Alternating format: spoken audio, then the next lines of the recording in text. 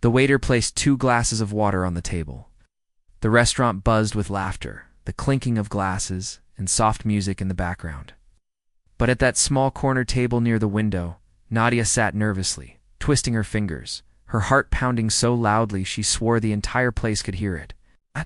It was her first blind date in years. Her best friend had begged her to give it a try after her last relationship ended in heartbreak, a breakup that left scars deeper than she let anyone see. And when the tall man in a black suit entered the restaurant, every head turned. He had the kind of presence that couldn't go unnoticed, confident, graceful, the air of authority surrounding him. The host led him straight to her table. "Miss Nadia," he said with a warm smile. Nadia blinked. Ryan looked far too perfect, like the kind of man who belonged in magazines, not sitting across from a woman who'd spent years fighting her insecurities. He extended his hand, but she hesitated, then awkwardly shook it.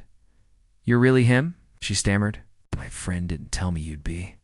"Late," he chuckled. "Yeah, sorry. Traffic was a nightmare." "No, I meant she caught herself. You're not what I expected." "Good surprise, I hope?" he asked, still smiling. She smiled back, but it was forced. Her mind screamed, "He's way out of your league." The waiter came, took their order, and left. Silence fell. Ryan noticed her avoiding eye contact, pushing her hair over her face as if hiding. Finally, Nadia spoke softly, her voice trembling. "Look, before this goes any further, I should just say it." He looked at her curiously. "Say what?" "At this," she gestured between them, "probably isn't going to work." "Why do you think that?" "'Cause," she said with a shaky laugh, "no one marries a fat girl, sir. They might talk to her out of politeness, but not really see her.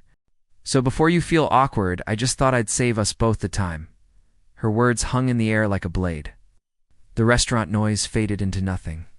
Ryan didn't speak for a few seconds. He just looked at her, not in pity, but with a strange kind of calm understanding. Then he leaned forward. "Who told you that?" he asked quietly. "Everyone," she whispered. "My ex.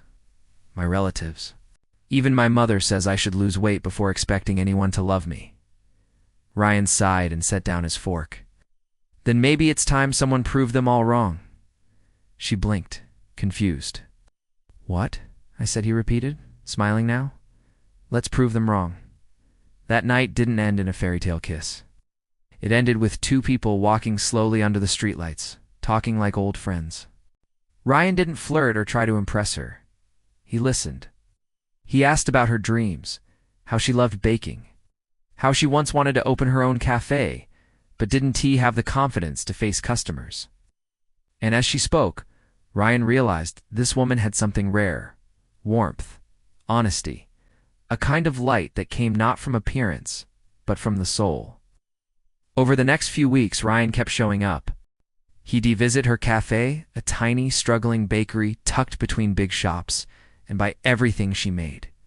He'd sit there while she baked, sometimes reading business reports on his laptop, sometimes just watching her work.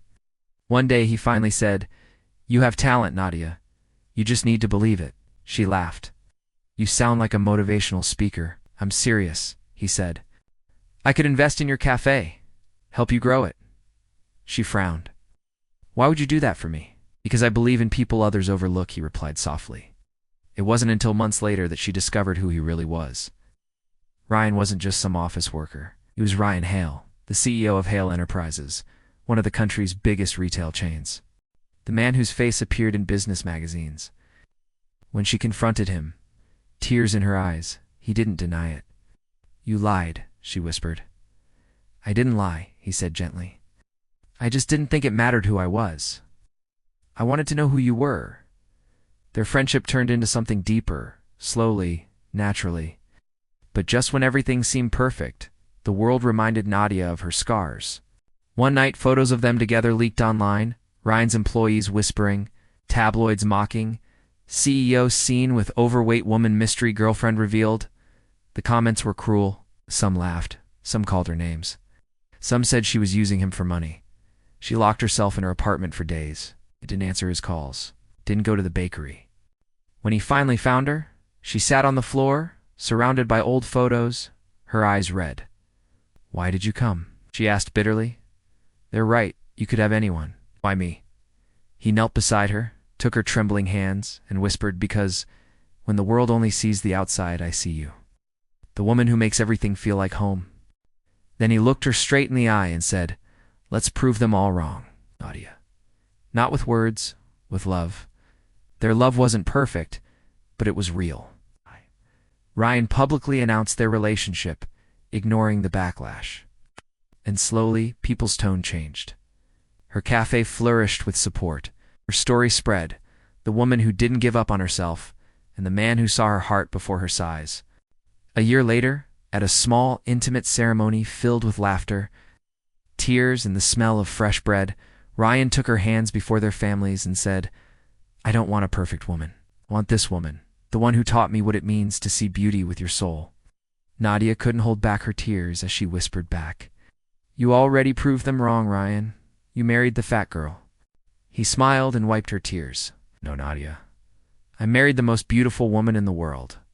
Moral: true love isn't about perfection, appearance, or society's standards. It's about two souls seeing the best in each other, even when the world doesn't.